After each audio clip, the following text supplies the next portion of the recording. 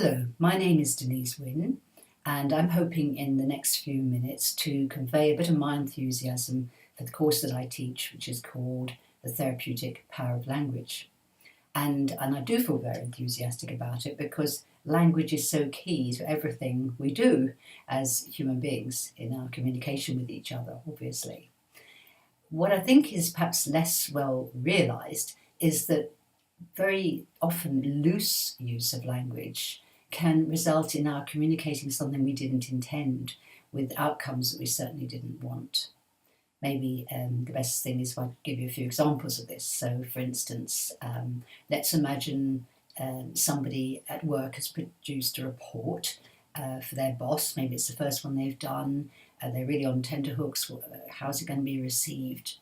And the boss reads it and is relatively impressed and says to the member of staff, this is a good piece of work, but it needs to have a lot more in it about such and such.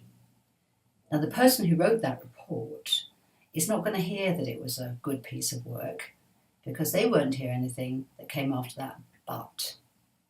But is a very negating word, and we often don't realise that when we use it as we do in everyday speech.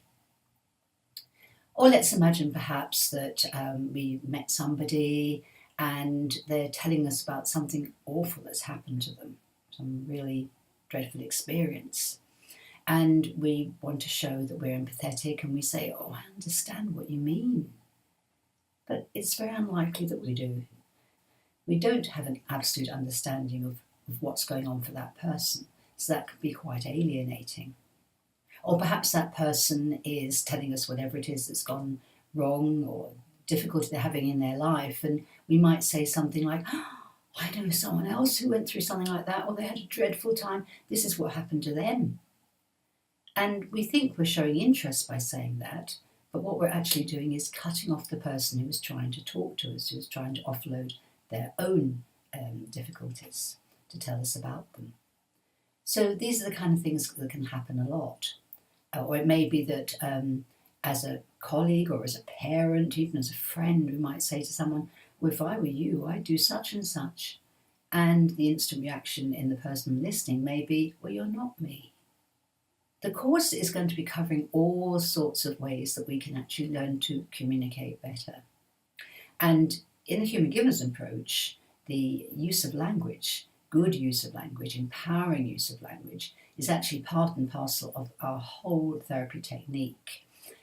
It starts from the get-go, really. When we meet someone, we need to build rapport with them quickly, and how we do this depends on language, both spoken and non-verbal. It's key in how we find out about a person, what we pick up on and what they're saying, what we choose to actually question further, what we might ignore, perhaps. Well, this is down to listening very carefully and responding very carefully. Also, how we give the information we might want to give. The words we use are crucial here in terms of whether the message we're trying to get across is going to be acted on or not. And you'll learn all about good ways to do this on the course. So it's also part of the way we set goals with people. It's how we notice qualities in people too. Everybody has got abilities and skills that they don't even realise. And sometimes it's just the way they talk about themselves, the way we talk to them, that can really bring this out. And it's a huge part of the therapy. We will need to agree a strategy with them about how we're going to move forward once we've agreed a goal with them. And that sounds easy, but it isn't always easy. Because, say, someone with depression, they may want to change, but changing is the absolute hardest thing for them. They struggle to find the motivation. We need to provide that motivation, and we can do that in how we talk with them. Similarly, someone with anxiety may lack the confidence to make changes. And again, how we express ourselves, how we encourage them to express themselves will be key here in moving them forward. Indeed, getting people to focus on what they want to have happen differently in their lives is what good therapy is about, and making that a reality. And so the words we use to describe that, the words they use to describe are also very, very important.